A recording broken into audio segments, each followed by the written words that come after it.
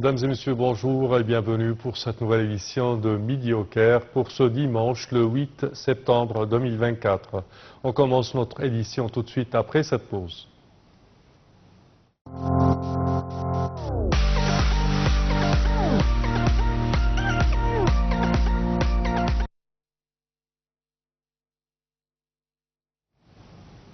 Le Premier ministre, Dr Moustapha Madbouli, a assuré le suivi des mesures prises afin d'augmenter la production des produits pétroliers ainsi que des mesures relatives à l'octroi des allocations financières nécessaires au secteur pétrolier afin d'assurer sa disponibilité pendant la prochaine période. Ces déclarations ont été faites lors de la réunion de Dr Madbouli avec le ministre des Finances, Ahmad Kouchouk, et le ministre du Pétrole, Karim Badawi. Dr Madbouli a déclaré que la réunion faisait partie d'une série de réunions visant à assurer le suivi de la mise à disposition des allocations financières nécessaires au secteur pétrolier afin de garantir les besoins du pays en produits pétroliers.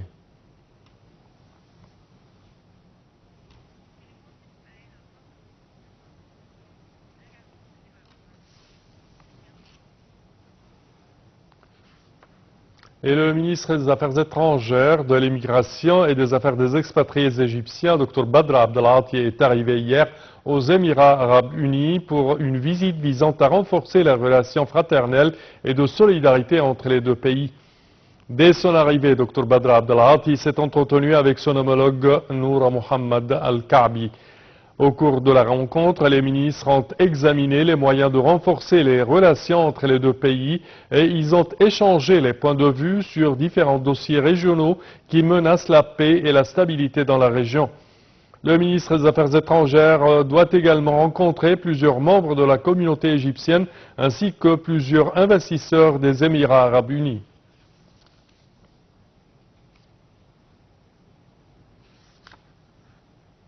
Et le général d'armée Abdelmejid Sakr, commandant en chef des forces armées et ministre de la Défense et de la production militaire, a assisté à la cérémonie d'honneur de plusieurs dirigeants qui ont rempli leurs fonctions dans les forces armées jusqu'à juillet 2024.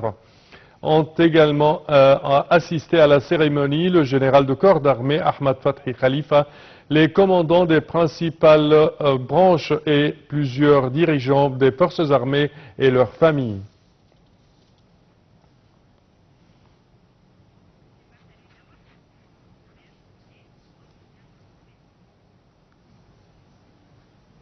Et l'État continue de coopérer avec les pays développés afin de localiser l'industrie de la technologie de l'information. C'est ce qu'a affirmé le ministre des Communications et de la Technologie de l'information, Amr Talat. M. Talat a affirmé que les accords de coopération signés avec de grandes entreprises chinoises visaient à renforcer la coopération avec le secteur de la fabrication électronique en Chine. Pour plus de détails, voici un commentaire. L'État continue de coopérer avec les pays développés pour localiser l'industrie de la technologie de l'information, a affirmé le ministre des Communications et de la Technologie de l'information, Amr Talat. M. Talat a affirmé que les accords de coopération signés avec de grandes entreprises chinoises visaient à renforcer la coopération dans le secteur de la fabrication électronique en Chine. Il a expliqué que 5 accords importants avaient été signés avec de grandes entreprises chinoises, ce qui renforce la coopération efficace et constructive entre le secteur des communications et de technologies de l'information et celui de la fabrication électronique en Chine.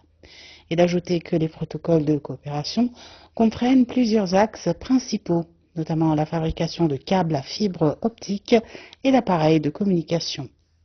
Le ministre a souligné que l'Égypte connaît une expansion significative dans le remplacement des réseaux de cuivre par des réseaux de fibre optique et qu'elle a pour objectif d'étendre ces réseaux vers divers villages et villes égyptiens, ce qui nécessite d'énormes quantités de câbles à fibre optique.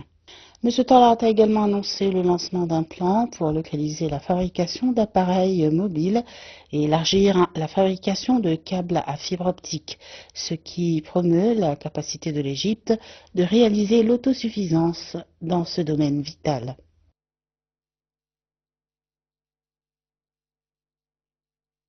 Et le taux d'analphabétisme en Égypte a atteint 16,1% pendant l'année 2023, soit une baisse de 1,4% par rapport à l'année précédente, selon un communiqué de presse publié samedi 7 septembre par l'Agence centrale de mobilisation publique et des statistiques CAPMAS à l'occasion de la Journée mondiale de l'alphabétisme. Pour plus de détails, voici un commentaire.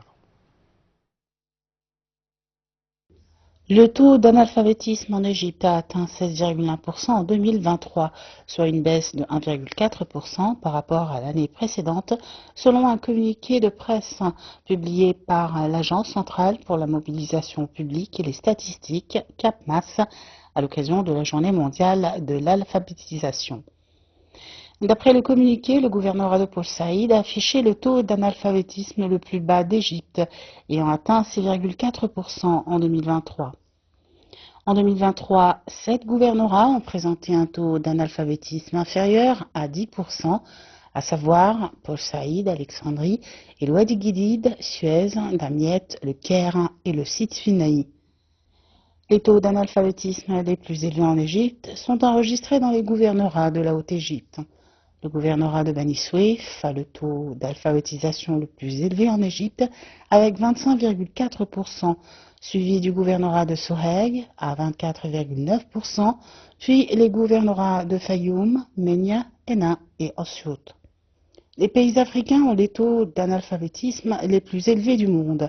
Le Tchad, le Mali, le Burkina Faso et le Soudan du Sud ayant les taux les plus élevés, allant de 73% à 65% pour les personnes âgées de plus de 15 ans. Au niveau international, la Russie, la Pologne et l'Ukraine sont parmi les pays ayant le taux d'alphabétisation le plus élevé au monde, à 100%, tandis que le Tchad a le taux le plus bas au monde, avec 27%. L'Organisation des Nations Unies pour l'éducation, la culture et la science, l'UNESCO, avait choisi le 8 septembre pour marquer la Journée mondiale de l'alphabétisation lors de sa 14e session en 1965.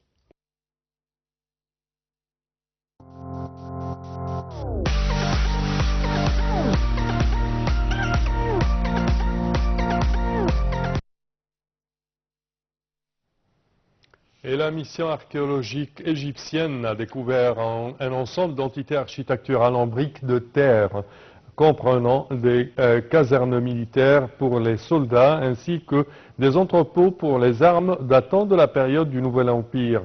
Cette découverte a eu lieu lors des fouilles archéologiques dans la zone des ruines de Tal al-Abaqin, située dans le district de Hosh'issa, dans le gouvernorat de Bahira. Cette découverte souligne l'importance historique et archéologique de la forteresse d'Al-Abqaïn, qui était un des points de concentration militaire de l'armée égyptienne ancienne.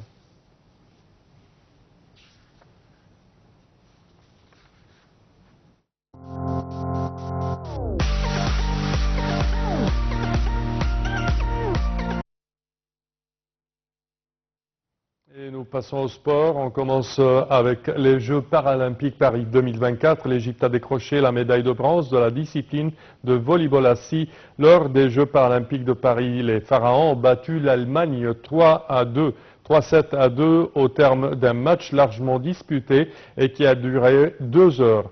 Le premier set a tourné en faveur des Africains sur le score de 25-22. Les Allemands ont égalisé dans le deuxième set, remporté 25-23.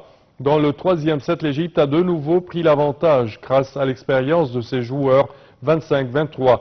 L'Allemagne égalise de nouveau à l'issue du quatrième set. Il a donc fallu un cinquième set décisif pour départager les deux équipes. Finalement, l'Égypte l'emporte 15-10 et décroche la médaille de bronze. Il est à savoir que le match final opposera la Bosnie-Herzégovine à l'Iran.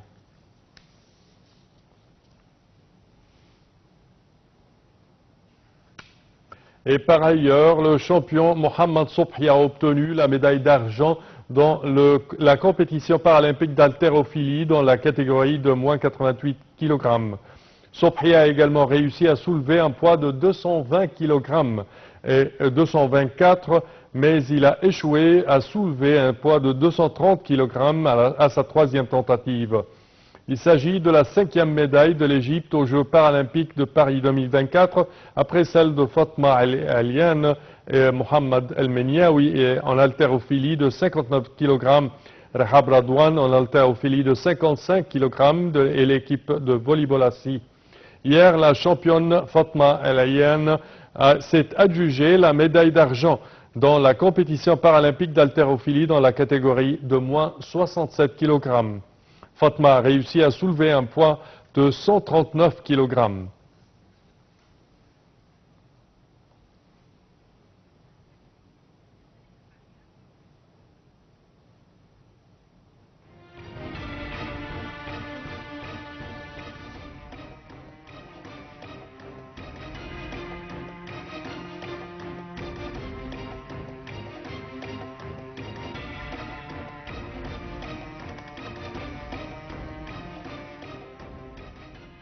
Nous envoyons nos félicitations pour nos exploits et nos champions dans les Jeux paralympiques de Paris 2024.